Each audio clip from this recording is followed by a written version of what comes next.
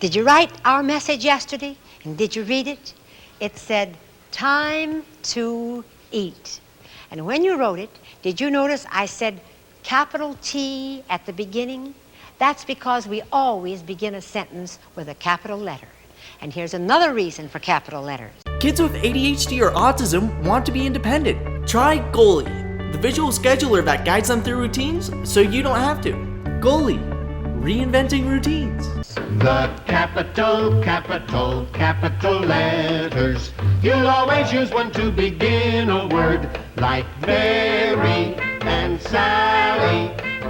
The names of all the people you know, Ohio, Nevada, and all the names of places to go. Now, you remember that we learned the letter M? Well, the next letter in the alphabet is N.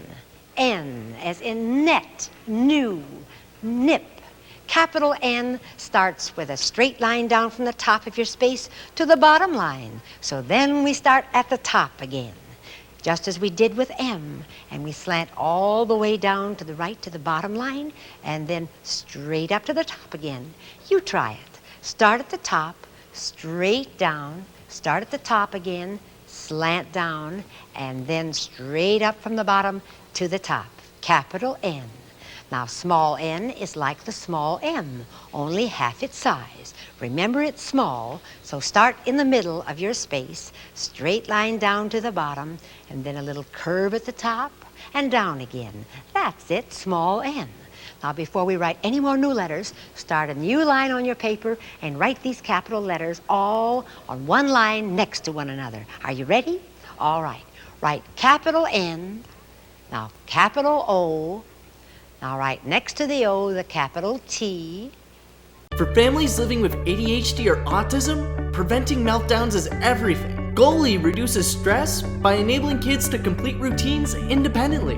Goalie, reinventing routines. And next to the T, write capital I. And last, next to the capital I, write N again. What do you have? Nothing. Now what does that say? That makes no sense.